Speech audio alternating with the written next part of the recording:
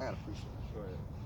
This is 2 Timothy 2 and verse 21. If a man therefore purge himself from these, he shall be a vessel unto honor, sanctified. All right. It say, and meet for the master's use, and prepared unto every good work. All right. And when you go into this, because the scripture said that what these that were redeemed from the earth, and you read that what the Lord, when Yahweh shall yield up to the ghost, when he yielded up the ghost, the prophets which slept arose. All right. But as they arose and were able to arose, they cast off the earthly things, mind the earthly things, because what we are of the spirit, man. All right. And that's why I say, if any man purge himself from these, all right, and we're the only ones that were able to do it because we received it. Right. All right, say fly, it say Salakia, flee also youthful lust. So cast off all of the stupid stuff, all right? The things that you're not supposed to wear. But follow righteousness, faith, charity, peace with them that call on the Lord out of a pure heart, man. All right, but that was the point on that, because he had read that it said only the 144,000, and those were the ones that arose out of the graves, man.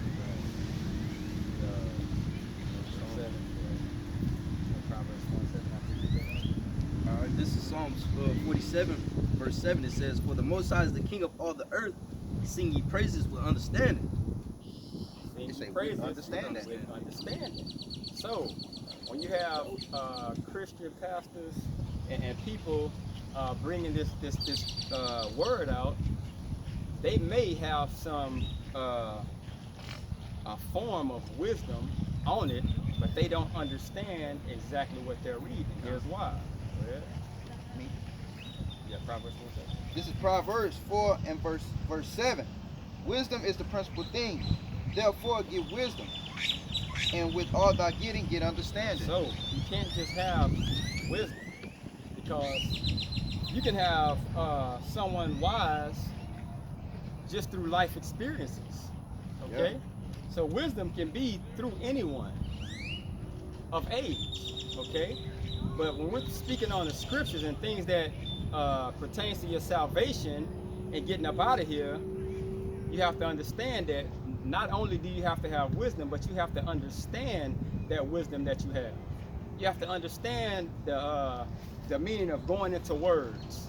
You have to understand the meaning of precepts. You know what I'm saying? And not reading the Bible like a novel.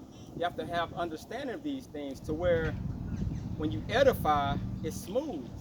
You know what I'm saying? You don't want to be choppy when it comes to teaching. Okay? You want it to be smooth. You want it to paint a picture. Okay? You want it to be just like a picture being painted to where they see it and be like, there it is. Okay? Not appreciate it. All right, this is 1 Corinthians 1 and verse 26.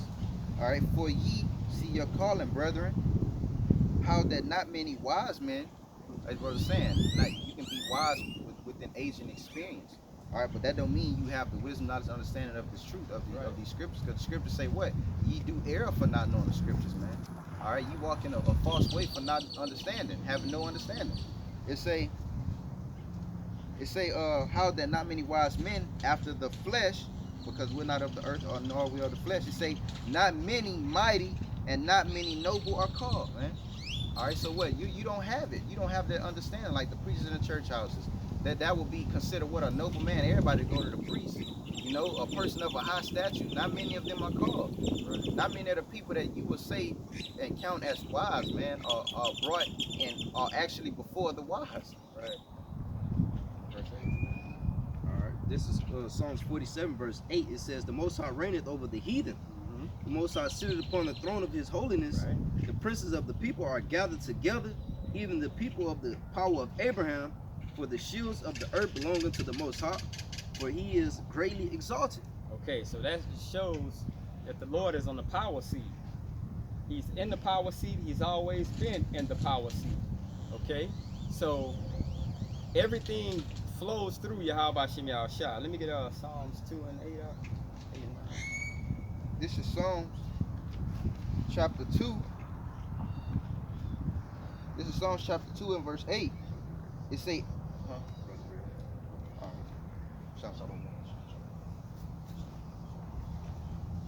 all right, this is Psalms chapter 2 and verse 8. Ask of me, and I shall give thee the heathen for thine inheritance, and the uttermost parts of the earth for thy possession. Right.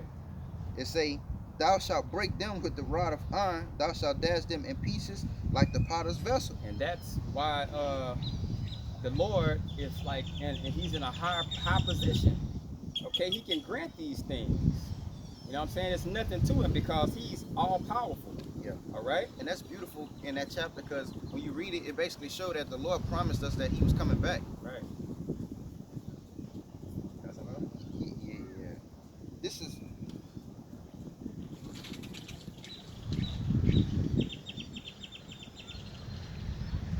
Nah, that was it. All right, we hope this was edifying. I want to give all praise, honor, and glory to Yahweh, by Hashem, Yahushua, by Hashem, HaKadosh. Double honors to the Apostle Nelson Millstone and rule and teach well. Peace and blessings to Yaki and preaching the truth throughout the four winds. Till next time, Shalom. Shalom.